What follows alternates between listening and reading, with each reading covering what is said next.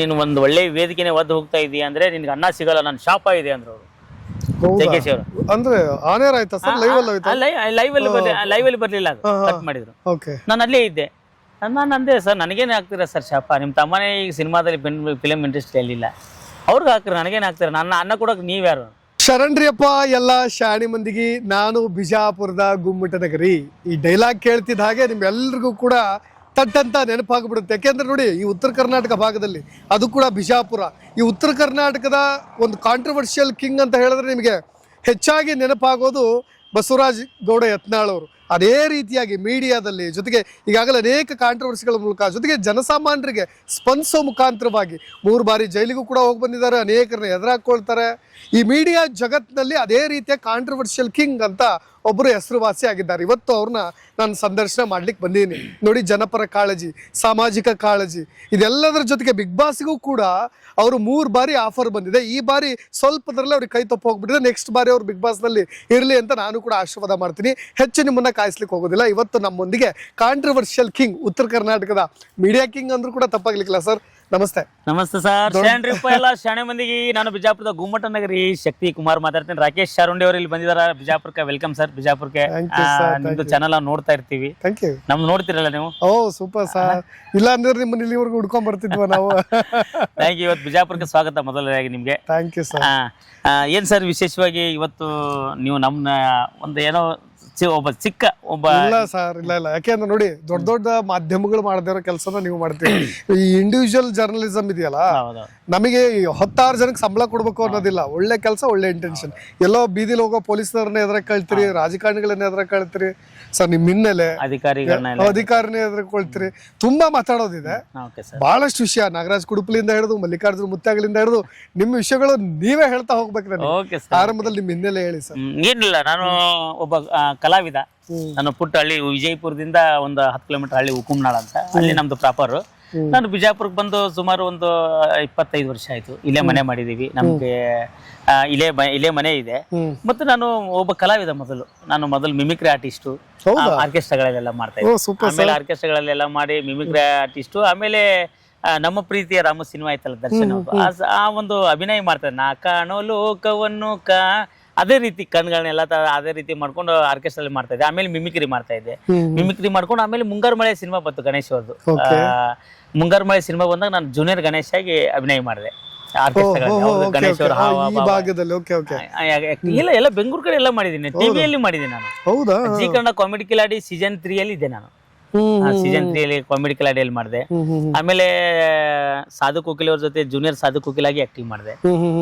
Comedy star, G Kannada comedy star award ಅಲ್ಲಿ ಮಾಡಿ. ಆಮೇಲೆ ಈ ರಾಜಕೀಯ ರಂಗದಲ್ಲೂ ಬೆಳೆದೆ. ಗ್ರಾಮ ಪಂಚಾಯತಿ ಇಲೆಕ್ಷನ್ ನಿಂತ್ಕೊಂಡೆ.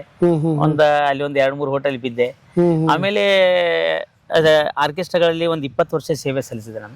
ಆಮೇಲೆ ಬಿಟ್ಟು ಒಂದು ನಮ್ಮ ಕರ್ನಾಟಕ ರಕ್ಷಣಾ ವೇದಿಕೆ ಅಂತ ಬೆಂಗಳೂರದವ್ರದ್ದು ಆಶ್ರಯ ಫೌಂಡೇಶನ್ ಇದೆಯಲ್ಲ, ಜಯರಾಜ್ ನಾಯ್ಡು ಅವ್ರ ಸಂಘಟನೆಯಲ್ಲಿ ನಾನು ಬಿಜಾಪುರ ಜಿಲ್ಲಾಧ್ಯಕ್ಷನಾದೆ, ನಮ್ಮ ಕರ್ನಾಟಕ ರಕ್ಷಣಾ ವೇದಿಕೆ ಅಂತ. ಆಮೇಲೆ ಅದು ಆದ ತಕ್ಷಣ ನಾನು ರೈತ ಸಂಘದ ಚುಕ್ಕಿ ನಂಜುನಸ್ವಾಮಿ ಬಣದ ರೈತ ಸಂಘ ಜಿಲ್ಲಾಧ್ಯಕ್ಷ ಆದೆ. ಸಮಾಜಮುಖಿ ಕೆಲಸಗಳು ಮಾಡಿದೆ, ಬಹಳಷ್ಟು ಹೋರಾಟಗಳನ್ನ ಮಾಡಿದೆ. ಹೋರಾಟದಿಂದ ಯಾಕೆ ನಾನು ಹಿಂದೆ ಸರಿದೆ ಅಂದೆ ಸರ್, ಹೋರಾಟಗಳಲ್ಲಿ ನಾವು ಹೋರಾಟ ಮಾಡೋದು, ಒಂದು ಅನ್ಯಾಯದ ವಿರುದ್ಧ, ಯಾವುದೋ ಇಲಾಖೆ ವಿರುದ್ಧ ಒಂದು ಮನವಿ ಪತ್ರ ಕೊಡೋದು, ಅದಕ್ಕೆ ರೆಸ್ಪಾನ್ಸ್ ಬರೇ ಬರ್ತದೆ. ಜಿಲ್ಲಾಡಳಿತ ಕೊಡೋದು, ಅವ್ರು ನೋಡೋದು, ಹಿಂಬರ ಕಳಿಸಲಾಗಿದೆ, ತನಿಖೆ ಮಾಡಲಾಗಿದೆ, ಇದು ಮಾಡಲಾಗಿದೆ, ಲಾಂಗ್ ಪ್ರೊಸೀಜರ್ ಅವೆಲ್ಲ ಬೇಡ ಅಂತೇಳಿ ನನಗೆ ಸ್ಫೂರ್ತಿ ರವಿ ಬೆಳಗೆರೆ ಅವರು. ರವಿ ಬೆಳಗೆರೆ ಅವರು ಜನರಲಿಸಮ್ ಮುಗಿಸಿಲ್ಲ. ನಾವು ಸಮಾಜಮುಖಿ ಕೆಲಸ ಮಾಡ್ಬೇಕಾದ್ರೆ ಒಬ್ಬ ಮಾಧ್ಯಮದವನ ಆಗ್ಬೇಕಂತ ಇಲ್ಲ, ಒಬ್ಬ ಸಂಘದ ಅಧ್ಯಕ್ಷನ ಆಗ್ಬೇಕಂತಿಲ್ಲ, ಏನೂ ಇಲ್ಲ. ನಾವು ಸಮಾಜಮುಖಿ ಕೆಲಸ ಮಾಡ್ಕೋ, ಸಾಮಾನ್ಯ ಜನರಾಗಿ ಕೂಡ ನಾವು ಸಮಾಜಮುಖಿ ಕೆಲಸ ಮಾಡ್ಬೋದು. ಇದು ನಮ್ಗೆ ಅಸ್ತ್ರ ಅಷ್ಟೇ. ನಾನು ಆಮೇಲೆ ಒಂದು ಕರ್ನಾಟಕ ವಿಜಯಪುರ ಸುದ್ದಿ ನಂಬರ್ ಅಂತ ಒಂದು ಚಾನಲ್ ಮಾಡಿದೆ. ಆ ಚಾನಲ್ ನಂತರ ಆಮೇಲೆ ಕರ್ನಾಟಕ ಸುದ್ದಿ ನಂಬರ್ ಅಂತ ಈಗ ಮಾಡಿದೆ. ಈಗಂತೂ ಫುಲ್ ಫೇಮಸ್ ಆಗಿದೆ. ಎಲ್ಲ ಅಧಿಕಾರಿಗಳನ್ನ ಎದುರಾಕೋತೀನಿ. ಎದುರಾಕೊಂಡು ಯಾರೇ ಇರ್ಲಿ, ಯಾವುದೇ ಏನೇ ಇದ್ರು ಕೂಡ ನೇರವಾಗಿ ಧೈರ್ಯದಿಂದ ಒಬ್ಬನೇ ನುಗ್ತೀನಿ. ನಾನು ಹಿಂದೆ ಯಾರಾದ್ರೂ ಇದಾರಪ್ಪ, ನಾನು ಹಿಂದೆ ಹೋಗಿ ಬಿಡಿಸು, ನಾನು ಏನಾದ್ರು ಆದ್ರೆ ಹಿಂದ್ ಬರ್ತಾರಂತ ಏನಿಲ್ಲ. ನಮ್ದು ಸ್ನೇಹಿತರಿದ್ದಾರೆ ಅಷ್ಟೇ. ಸ್ನೇಹಿತರು ಅಷ್ಟೇ ಇದಾರೆ, ದೊಡ್ಡ ದೊಡ್ಡ ರಾಜಕಾರಣಿಗಳಿಲ್ಲ. ನಾನು ರಾಜಕಾರಣಿಗಳಂದ್ರೆ ಅವಾಯ್ಡ್. ನನಗೆ ನಾನು ಅವ್ರ ಸಲಾ ಹೊಡೆಯಲ್ಲ ಸರ್. ಒಂದ್ ವಿಷಯ, ನಾನು CM ಅವ್ರಿಗೆ ನಾವು ಮಾತಾಡ್ತೀವಿ. ಏನ್ರಿ CM ಸಿದ್ದರಾಮಯ್ಯ ಅವರೇ, 2 ತಿಂಗಳಿಂದ ಏನ್ ಗೃಹಲಕ್ಷ್ಮಿ ಬಂದಿಲ್ಲ ಅಂತ ನೇರವಾಗಿ CM ಅವ್ರಿಗೆ ಕೇಳ್ತೀವಿ. ಇಲ್ಲಿ MLA MP ಗಳು ಕೈಯ ಕಾಲು ಮುಗಿಯೋದು ಅದಕ್ಕೆ ಸಾಯಿಬ್ರಿ ಅನ್ನೋದಕ್ಕೆ ಅವ್ರು ನಾವು ಸೇವಕರಲ್ವಾ ಅವ್ರು ಹಿಂಗ್ ಒಂದು ಮೈಂಡ್ ಅಷ್ಟೇ. ಕಾಂಟ್ರವರ್ಸಿ ಜೀವನ ಒಟ್ಟು ಏನಾದ್ರು ಆಗ್ಲಿ ಒಟ್ಟು ರನ್ನಿಂಗ್ ನಲ್ಲಿ ಇರ್ಬೇಕಷ್ಟೇ. ದರ್ಶನ್ ತರ. ಒಳ್ಳೆ ಕೆಲಸಗಳನ್ನು ಮಾಡ್ತಾ. ಈ ಚಸ್ಮಾದ್ ಏನ್ ಸರ್ ಇದು ಲಾಜಿಕ್? ಇಲ್ಲ ಸರ್, ನಾನು ಹಂಗೆ ಸರ್, ನಾನು ಚಸ್ಮಾ ಹಾಕೊಳ್ಳದೆ ಇದ್ರೆ ಯಾರಾದ್ರೂ ಎಲ್ಲಿ ಸುದ್ದಿ ಮಾಡಕ್ ಹೋದ್ರೆ ಸರ್ ಚಸ್ಮಾ ಹಾಕೋರಿ ಅಂತಾರೆ. ಅವ್ರೇ ಅಂತಾರೆ ನೀವು ಸ್ಪೆಕ್ಟ್ ಹಾಕೋರಿ ಸರ್, ಅಂದ್ರೆ ನೀವು ಇದಿರ್ತೀರ ಅಂತ. ನಾನು ಸ್ಪೆಕ್ಟ್ ಇಲ್ದೆ ಯಾವ್ದು ನ್ಯೂಸ್ ಮಾಡಕ್ ಹೋದ್ರು ಪಕ್ಕದಲ್ಲಿ ಯಾರಾದ್ರೂ ಬಂದು ಸರ್ ಸ್ಪೆಕ್ಟ್ ಹಾಕೋರಿ ಅಂತಾರೆ. ಅದ್ ನಾನು ಡ್ರೆಸ್ ಕೋಡ್ ಒಟ್ಟು ಈ ತರ ಹಾಕೊಂಡ್ರೆ ನನ್ಗೊಂದು ಪೊಲೀಸ್ ಡ್ರೆಸ್ ಹಾಕೋತಾರಲ್ಲ ಇನ್ಸ್ಪೆಕ್ಟರ್ಗಳು ಪೊಲೀಸರು ಹಾಕೊಂಡ್ರೆ ಯಾವ ರೀತಿ ಅವ್ರಿಗೊಂದು. ಹೌದು, ನಾನು ಟೈ ಎಲ್ಲ ನೋಡಿದೀನಿ ನಿಮ್ನ ಜಾಸ್ತಿ ವಿಡಿಯೋಸ್ ಗಳಲ್ಲಿ, ಟೈ ಎಲ್ಲ ನೋಡಿದೀನಿ. ಟೈ ಇವತ್ತು ಯಾಕೋ ಹಾಕಿಲ್ಲ. ಇದು ಈ ತರ ಡ್ರೆಸ್ಸಿಂಗ್ ಜಾಸ್ತಿ ಸೋಷಿಯಲ್ ಮೀಡಿಯಾದಲ್ಲಿ ತುಂಬಾ ಟ್ರೆಂಡಿಂಗ್ ಆಗಿದ್ದು. ನಾನು ಅನೇಕ ವಿಷಯಗಳು, ಸೀರಿಯಸ್ ವಿಷಯಗಳನ್ನು ತಗೊಳ್ಳೋದಿದೆ. ಬಟ್ ನೀವು ನಾಗರಾಜ್ ಕುಡುಪ್ಲಿ ಅವ್ರನ್ನ ಮಾಮು ಅನ್ಕೊಳ್ತಾ ಎದುರಾಕೊಂತ ಬರ್ತಾ ಇದ್ರಿ. ಏನದು ಆತರ ಅವ್ರನ್ನ ಎದುರಾಕೋಬೇಕು ಅಂತ ಅನ್ಸಿದ್ ಯಾಕೆ? ನಿಮ್ದು ಯಾವಾಗ್ಲೂ ಜುಗಲ್ ಬಂದಿದ್ದೆ. ನಾನು ಮೊದ್ಲು ಸೋಷಿಯಲ್ ಮೀಡಿಯಾದಲ್ಲಿ ಅಷ್ಟು ಫಾಸ್ಟ್ ಇರ್ಲಿಲ್ಲ. ಈ ನಾಗರಾಜ್ ಕುಡುಪಲ್ಲಿ ಅವರು ಸೋಷಿಯಲ್ ಮೀಡಿಯಾದಲ್ಲಿ ಬಂದ್ಬಿಡ್ತಿದ್ರು. ಕೋಟ್ ಹಾಕೊಂಡು ಮಾಡ್ಬೇಕೇಟ್ ಬಂದು ಏನೇನೋ ಮಾತಾಡ್ತಾ ಇದ್ರು. ಅವ್ರು ಮೋದಿ ಹಂಗೆ, ಇವ್ರು ಹಿಂಗೆ, RS ಅವ್ರ ಹಂಗೆ, ಇದು ಹಿಂಗೆ ಅದು ಕಾಂಟ್ರವರ್ಸಿ ಮಾಡ್ತಾರೆ. ಅವ್ರಿಗೆ ಒಬ್ರು ಕೌಂಟರ್ ಕೊಡೋರು ಯಾರು ಇರ್ಲಿಲ್ಲ. ಒಂದ್ ದಿವ್ಸ ನಾನು ನೋಡಿದೆ ಸೋಷಿಯಲ್ ಮೀಡಿಯಾದಲ್ಲಿ, ನೋಡಿದಾಗ ಈ ಯಪ್ಪ ಏನ್ ಇವನು ವಕೀಲ ಅಂತ ಹೇಳ್ತಾನೆ, ಹಿಂಗ್ ಮಾತಾಡ್ತಾನೆ ಅಂತೇಳಿ ಒಂದ್ ಸರ್ತಿ ನಾನೇ ಅವ್ನಿಗೆ ಕಾಂಟ್ರವರ್ಸಿ ಕೊಟ್ಟೆ. ನಾಗರಾಜ್ ಕುಡುಪಲ್ಲಿ ನೀವು ಹುಚ್ಚದಿ, ಮೆಂಟಲ್ ಅದಿ, ನೀ ಗಂಡಸಿದ್ರೆ ನಿಮ್ಮ ಅಪ್ಪ ಹುಟ್ಟಿದ್ರೆ ನನಗೆ ವಾಪಸ್ ಫೋನ್ ಮಾಡಂದ್ರೆ ಅವ್ನು ಫೋನ್ ಮಾಡ್ಬಿಟ್ಟ. ಅವನು ಇಲ್ಲಿವರೆಗೂ ನಾನು ಯಾರು ನನಗೆ ಟಚ್ ಮಾಡಿಲ್ಲ, ಯಾರು ನನ್ಗೆ ಭಯ ಪಡ್ತಿದ್ರು ಕೇಸ್ ಮಾಡ್ತೀನಿ ಅಂತೇಳಿ. ಇವ ಒಬ್ಬ ಫೋನ್ ಮಾಡ್ಯಾನ ಅಂತೇಳಿ ನಾನು ಫೋನ್ ಮಾಡಿ, ಏನಪ್ಪಾ ಗಂಡಸೆ ನಾನು ನೋಡಿದೆ ನೀನ್ ಧೈರ್ಯ ಮೆಚ್ಚಿದೆ, ಒಬ್ಬ ವಕೀಲಿಗೆ ವಕೀಲಿಗೆ ಫೋನ್ ಮಾಡಿಲ್ಲಪ್ಪ, ನಾನು ನಾಗರಾಜ್ ಕುಡುಪಲ್ಲಿ ಹಿಂಗ್ ಮಾಡೀನಿ ಅಂತಂದೆ. ಅವಾಗ ಅವ್ರದ್ದು ನಮ್ದು ವಾದ ವಿವಾದ ನಡೆದು ನಾಗರಾಜ್ ಕುಡುಪಲ್ಲಿ ಹೋಗಿ ನನ್ನ ಕೈಯಲ್ಲಿ ನಾಗರಾಜ್ ಕುಂಡಿಪಲ್ಲಿ ಆಗ್ಬಿಟ್ರು ಅವರು. ಅವನು ಮಾಮ ಅನ್ಕೊಂಡು ಇಡೀ ಕರ್ನಾಟಕ ಜನ ಎಲ್ಲ ನೋಡ್ತಾ ಇದ್ರು. ಒಂಥರ ಎಂಟರ್ಟೈನ್ಮೆಂಟ್ ಅವ್ರಿಗೆ. ಹೆಂಗಂದ್ರೆ ನಾಗರಾಜ್ ಕುಡುಪಲ್ಲಿ ಒಳ್ಳೆ ಮನುಷ್ಯ, ಬಟ್ ಹೆಂಗೆ ಅವ್ರು ಸೋಷಿಯಲ್ ಮೀಡಿಯಾಗಳಲ್ಲಿ ಹೈಲೈಟ್ ಆಗ್ಬೇಕು ಅಂತ ಹುಚ್ಚಿದೆ ಅಷ್ಟೇ. ಸ್ವಲ್ಪ ಆಕ್ಟಿವ್ ಆಗಿರ್ಬೇಕು ನಾನು ಸೋಷಿಯಲ್ ಮೀಡಿಯಾದಲ್ಲಿ ಅಂತ. ನಿಮ್ಮನೇನೋ ಅವರು ಕೇಸ್ ಹಾಕೋದು ಆ ತರದ್ ಮಾಡಿದ್ರಲ್ಲ, ಒಂದು ಅವರು ಕೇಸ್ ಮಾಡಿದ್ರು, ನಾನು ಕಂಪ್ಲೇಂಟ್ ಮಾಡಿದ್ದೆ. ಕೇಸ್ ಆಗಿರ್ಲಿಲ್ಲ, ಕಂಪ್ಲೇಂಟ್ ಆಗಿತ್ತು ಅಷ್ಟೇ.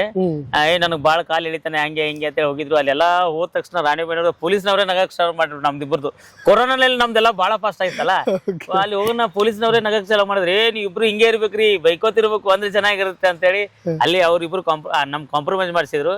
ಮತ್ತೆ ಕಾಂಪ್ರಮೈಸ್ ಮಾಡಿದ್ರು, ಮತ್ತೆ ಅವ್ರು ಬೈತಿದ್ರು, ನಾನು ಬೈತಿದ್ದೆ, ಹಂಗೆ ಕಾಂಟ್ರವರ್ಸಿ ನಡೀತಾ ಇತ್ತು. ಈಗ ಅವರೇ ಭಯ ಪಟ್ರು ನಾಗರಾಜ್ ಕುಡುಪಲ್ಲಿ. ಈಗ ಆದ್ರೆ ನಾಗರಾಜ್ ಕುಂಡಿಪಲ್ಲಿ ಅವರೇ ನಾನು ನೋಡಿದ್ರೆ ಭಯ ಪಟ್ರು. ಅವ್ರು ಶಕ್ತಿಕುಮಾರ್ ಸಾಕ್ ಬಿಡಪ್ಪ, ನನ್ ಬಿಟ್ಬಿಡು, ನೀನ್ ನನ್ನ ಜೊತೆ ನನ್ಗೆ ಭಯಕ್ಕೆ ಹೋಗ್ಬೇಡ, ನನ್ ಬಿಟ್ಬಿಡು ಅಂದ್ರೆ ಬಿಟ್ಬಿಟ್ಟೆ. ಬದುಕಿದೆಯಾ ಬಡ ಜೀವಿ ಅಂತ ಬಿಟ್ಬಿಟ್ಟಿ ನನಗೆ. ಈ ಮೀಡಿಯಾ ಅಟ್ಯಾಚ್ಮೆಂಟ್ ಸರ್, ನಾನು ಒಂದು ಮೀಡಿಯಾ ಸ್ಟಾರ್ಟ್ ಮಾಡಬೇಕು, ಸ್ವಲ್ಪ ಜನರಿಗೆ ಈ ತರದೆಲ್ಲ ಒಳ್ಳೆ ಕೆಲಸಗಳನ್ನ ಮಾಡಬೇಕು ಅನ್ನೋ ಹುಚ್ಚು ಯಾವಾಗ ಆಗ್ತಿದ್ ನಿಮ್ಗೆ? ಸರ್, ಬಹಳಷ್ಟು ನಾನು ಸಂಘಟನೆಗಳಲ್ಲಿ ಹೋರಾಟ ಮಾಡಿದಾಗ ನ್ಯಾಯ ಸಿಗೋದು ಬಹಳ ಕಷ್ಟ ಆಯ್ತು. ನಾ ಬೇರೆ ಮಾಧ್ಯಮದವ್ರು ನೋಡ್ತಾ ಇದ್ದೆ, ಬೇರೆದವ್ರೆಲ್ಲ ಬಂದು ಮಾಧ್ಯಮದಲ್ಲಿ ತೋರಿಸ್ತಾ ಇದ್ರಲ್ಲ, ನನಗೆ ವಿಜಯಲಕ್ಷ್ಮಿ ಸಿರ್ಬೂರ್ ಅವ್ರು ನೋಡ್ತಾ ಇದ್ದೆ. ಅವ್ರಿಗೇನಪ್ಪ ಈ ಹೆಣ್ಮಕ್ಳು ಇಷ್ಟೆಲ್ಲ ಮಾಡ್ತಾರಲ್ಲ ಅಂತ ಅನ್ಕೊಂಡು ನಾನು ಏನಾದ್ರು ಮಾಡ್ಬೇಕು ಅಂತೇಳಿ ನನ್ನ ಒಂದು ಫಸ್ಟ್ ಸುದ್ದಿ ಸ್ಟಾರ್ಟ್ ಮಾಡಿದಾಗ ನಂದು ಮೊದಲೇ ಅಲಿಗೇಷನೇ RTO ಒಂದು ಮಂಜುನಾಥ್ ಕರ್ವಿ ಅಂತ, ಕೊಪ್ಪಳ RTO ಅವ್ರದ್ದು ನಮ್ದು ಬಹಳ ತಿಕ್ಕಾಟ ಆಯ್ತು. ಆಟೋ ಎಂತ ಮೀಡಿಯಾದವ್ರು ಬಹಳ ನೋಡಿದ್ವಿ ಅಂತ ಅವರು ಎಲ್ಲ ಕಾಲರ್ ಎಲ್ಲಾರು ಬಿಚ್ಚಿ ಎಲ್ಲ ಮಾತಾಡಿದ್ರಲ್ಲ, ಅದು ಬಹಳ ವೈರಲ್ ಆಗಿಬಿಡ್ತು ವಿಡಿಯೋ, ಬಹಳ ವೈರಲ್ ಏನಿಲ್ಲ ಸರ್. ಅಂದ್ರೆ ಈ ಆಟೋ ಇಲಾಖೆಗಳಲ್ಲಿ ಏನಾಗ್ತಾ ಇದೆ ಅಂದ್ರೆ ನೋಡ್ರಿ, ಲಂಚ ತಿಂದೇ ಇರೋ ಡಿಪಾರ್ಟ್ಮೆಂಟ್ ಇಲಾಖೆಗಳು ಯಾವ್ದೂ ಇಲ್ಲ, ಎಲ್ಲ ಕಡೆ ಲಂಚ ಇರೋದೆ. ಬಟ್ ಇವರು ಏನ್ ಮಾಡ್ತಾರೆ ಅಂದ್ರೆ ಆಟೋ ಇಲಾಖೆಗಳಲ್ಲಿ ಎಂಟ್ರಿ ಅಂತ ತಗೋತಾರ ಅವ್ರು. ಈಗೆಲ್ಲ ನೀವು ಓವರ್ಲೋಡ್ ಇದ್ರು ಕೂಡ ಏನು ನಿಮ್ದು RC ಇದ್ರು, ಇನ್ಸೂರೆನ್ಸ್ ಕ್ಲಿಯರ್ ಇದ್ರು, RC ಬುಕ್ ಇದ್ರು, ಏನಿದ್ರು ಕೂಡ ಡಾಕ್ಯುಮೆಂಟ್ಸ್ ಕ್ಲಿಯರ್ ಇದ್ರು ಕೂಡ ಎಂಟ್ರಿ ಅಂತ ತಗೋತಾರೆ. ಇಂಟರ್ವ್ಯೂ ನಾನು ವಿಜಯಲಕ್ಷ್ಮಿ ಸಿರ್ಬೂರ್ ಅವ್ರು ಬಹಳಷ್ಟು ನೋಡಿದ್ದೆ. ನಾನು ಈಗ ಬಹಳಷ್ಟು ಲಾರಿ ಡ್ರೈವರ್ಗಳು ನಮ್ಗೆ ಫೋನ್ ಮಾಡ್ತಾರೆ, ಸರ್ ನಮ್ಗೆ ಏನು ಸರ್ RTOಗಳಿಂದ ಭಾಳ ಹರಾಸ್ಮೆಂಟ್ ಆಗ್ತಾ ಇದೆ. ನಾನು ನೇರವಾಗಿ ಹೋಗಿ ನೋಡಿದಾಗ ಅವ್ರು ಇಂಟರ್ವ್ಯೂ ತಗೊಳಗ ನನ್ನ ಕೈ ಸಿಕ್ಕರು. ಅವರು ಸಿಕ್ಕಾಗ ನಾನು ಏನು ಸರ್ ನಿಮ್ಗೆ ಸಂಬಳ ಬರುತ್ತಾ, ಬಂದರೂ ಕೂಡ ನೀವು ತಗೋತಿರಲ್ಲ ಯಾಕೆ ಅಂತ ಕೇಳಿದಾಗ ಅದು ಸ್ವಲ್ಪ ಕಾಂಟ್ರವರ್ಸಿ. ಈಗಾದ್ರೂ ಇದೆ ಸರ್, ಏನು ಎಲ್ಲ ಇಲಾಖೆಗಳಲ್ಲಿ ನೋಡ್ರಿ, ನಾವು ನಮ್ಮ ಪ್ರಯತ್ನ ಅಷ್ಟೇ ಮಾಡೋದು.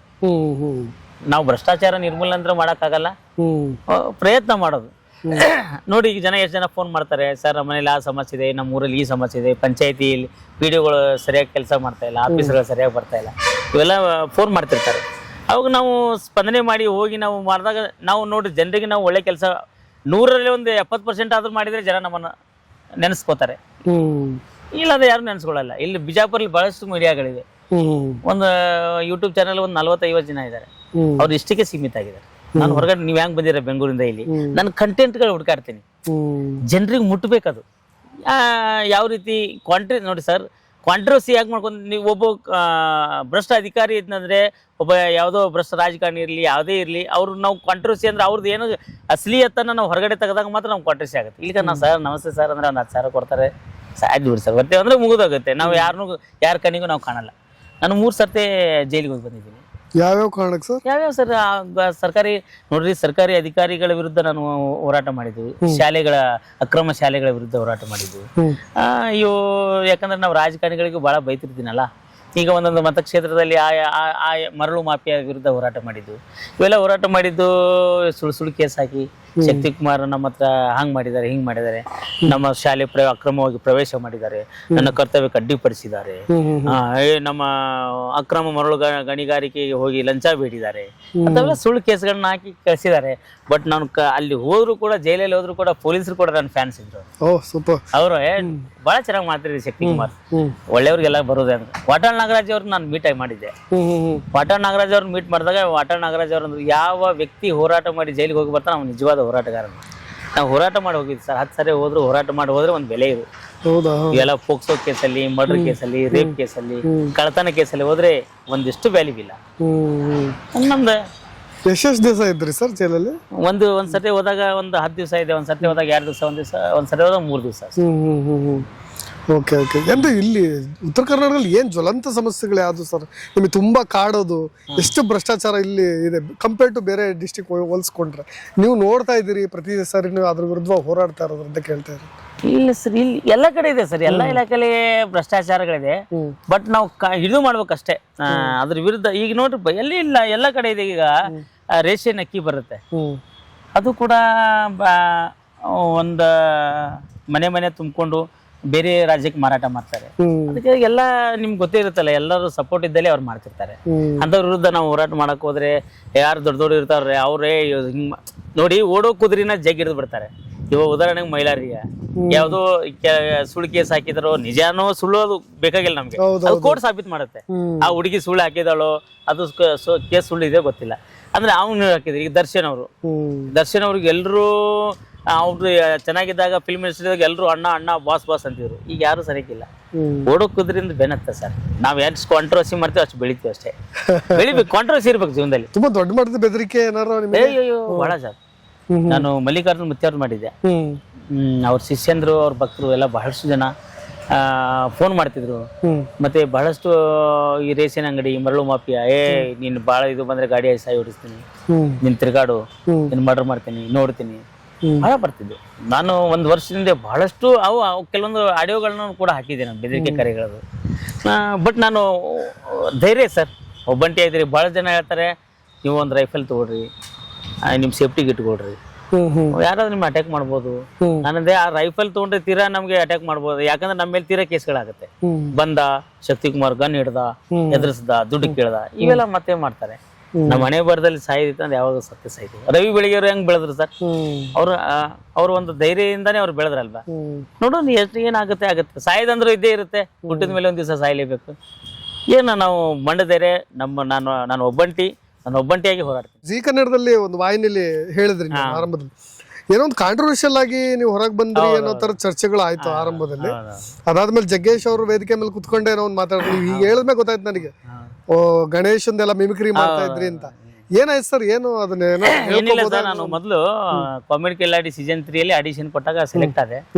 ಸೆಲೆಕ್ಟ್ ಆದ ತಕ್ಷಣ ಅಲ್ಲಿ ಹೆಂಗಂದ್ರೆ ಕೆಲವೊಂದು ಸ್ಕ್ರಿಪ್ಟ್ಗಳು ನಾನು ಫಸ್ಟಿಗೆ ಒಂದು 2-3 ವಾರ ಬಹಳ ಚೆನ್ನಾಗಿ ಮಾಡಿದೆ. ಆಮೇಲೆ ಸ್ಕ್ರಿಪ್ಟ್ಗಳು ತಲೆಯಲ್ಲಿ ಸರಿಯಾಗಿ ಕೂಡ್ತಾ ಇಲ್ಲ, ಸ್ವಲ್ಪ ಆರೋಗ್ಯ ಸಮಸ್ಯೆ ಇತ್ತು.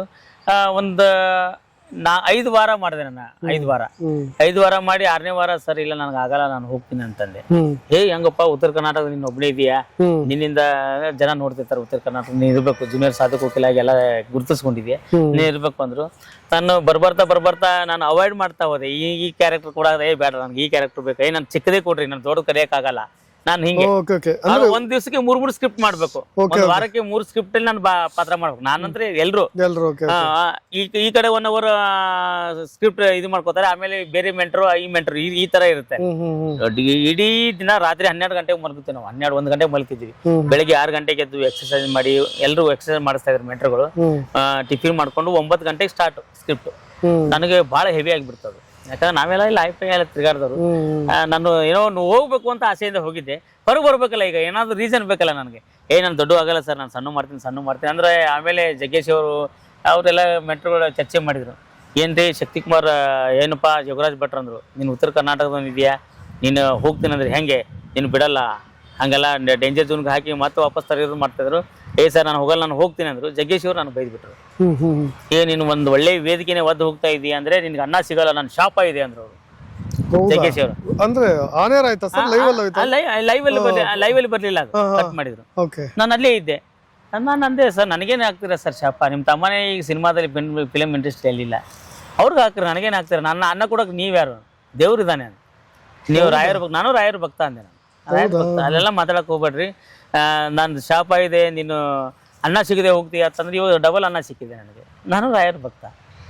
ರಕ್ಷಿತಾ ಮೇಡಮ್ಗೆ ಹೇಳಿದೆ, ನನಗೆ ಇರೋಕ್ಕಾಗಲ್ಲ ಮೇಡಮ್ ಅಂದ್ರೆ, ಆಯ್ತು ಕಳಿಸ್ಬಿಡಪ್ಪ ಅಂತ ಅವತ್ತು ಕಳಿಸಿದ್ರು. ಅಲ್ಲಿ ಕಾಂಟ್ರವರ್ಸಿ ಮಾಡ್ಕೊಂಡೇ ಬಂದಿದ್ದೆ ನಾನು.